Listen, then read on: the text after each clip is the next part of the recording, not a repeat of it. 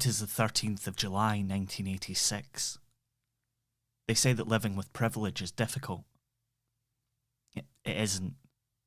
Shunning that privilege is maybe a little bit tougher. Being heir to a huge fortune has never been a barrier to getting into your particular chosen profession. In fact, it's usually a huge bonus. Hundreds of millionaire dads with frustrated dreams of excitement and fame have paid for their kids to get into the industry. You're pretty sure your dad would never have given you the money for this.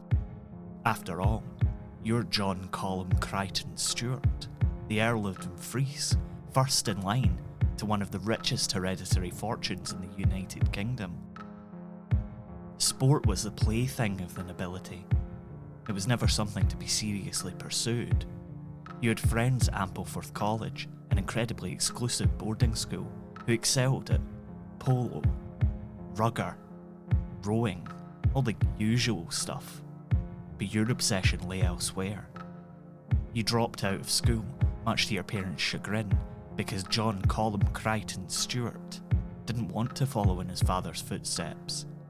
He wanted to drive. He wanted to make it to Formula One. This is Scotland, a podcast about history and where we made it.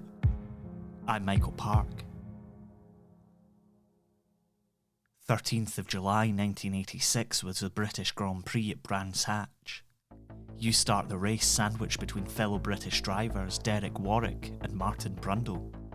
But there you are, saltire emblazoned across your helmet, 7 places behind your teammate, Ayrton Senna. The race had to be restarted when another driver crashed headlong into a barrier, breaking both his legs. It didn't take much to remind you of the risks when you were hitting corners at nearly 100 miles per hour. Lap 1. Out of the final corner, down the pit straight into the tightening bend at Paddock Hill. Keep your eyes out for cars, diving down the inside. This was where the accident happened. 26 drivers started the race. Only 9 would finish it. Carry as much speed as you can through the rise and into Druids, the viciously tight hairpin that takes you towards Surtees and into the long run down Pilgrim's Drop, where the car hits its top speed, over 200 miles per hour of internal combustion and highly flammable fuel contained in a little carbon fibre shell emblazoned with cigarette advertising. Make a mistake, that could be it.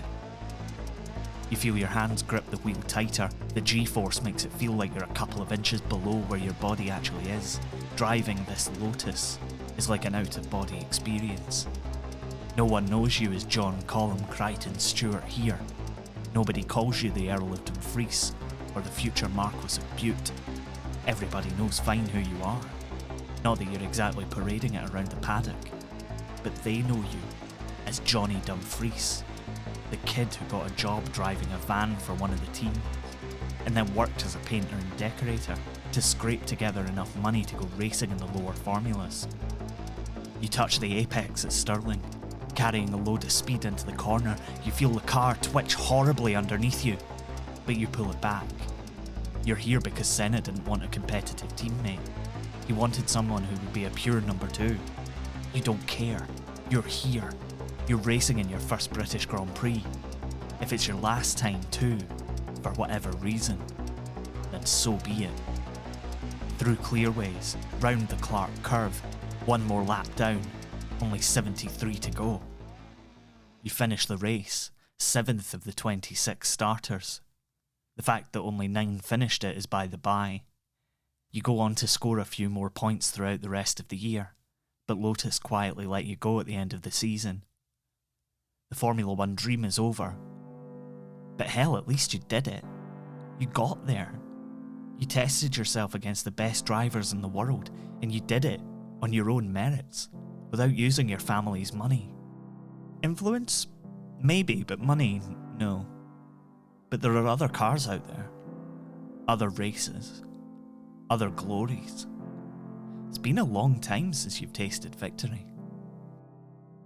If you're enjoying Scotland and you want to help us out, give us a little rating and review on your podcast app of choice. You've no idea how much it helps people find the show, because neither do we, but we're told that it's really important, so please help us out. And if you want to support us financially, you can get loads more from Scotland on our Patreon.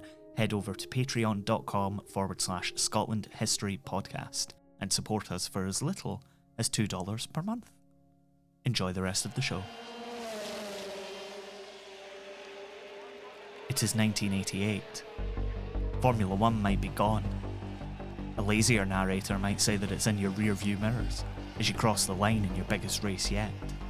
Between you and your two teammates, Jan Lammers and Andy Wallace, you've just driven 3,313.8 miles over 24 hours. That's roughly the equivalent of driving from Edinburgh to Damascus in a day. The superpowered Jaguar you drove to victory is stuck in fourth gear as Lammers brings it home across the line, finishing just under a lap ahead of the previously dominant Porsches. Jaguar were back on top, and Johnny Dumfries had just won the most prestigious race in the world, the 24-hour of Le Mans. You're on the top step of the podium again, covered in champagne, bedecked in a wreath of flowers. By 1990, Johnny Dumfries had disappeared, retiring from racing to run the family's many businesses. With his father passing on, Johnny ascended to the Marquisate of Bute and became one of the richest men in the nation in 1993. Known as a reluctant aristocrat, must be tough, he began the process of selling many of his holdings to both private investors and the communities around them as soon as he could. It's said that he doesn't have much interest in the dynasty of his family, and still prefers that people call him John Bute, or just Johnny. But in 2020, the Marquis of Bute was, along with his family, charged with breaching COVID-19 travel restrictions by travelling from London to his home at Mount Stewart near Rothesay. His daughter put the trip on Instagram stories. They say that living with privilege is difficult, even for the reluctant gentry. Apparently not. You've been listening to Scotland. It was written and produced by me, Michael Park, and is a production of Be Quiet Media. The music for every episode of Scotland is by the human screaming V10 turbocharged man, Mitch Bain. You can check out more of his work at mitchbain.bequiet.media.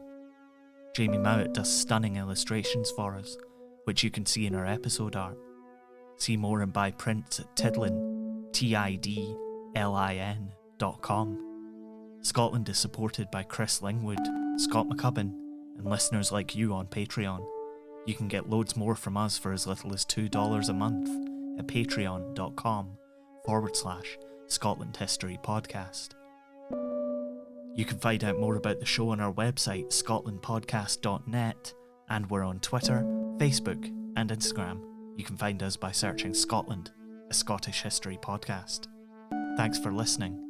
Look after one another. Wear your mask. We'll see you next time.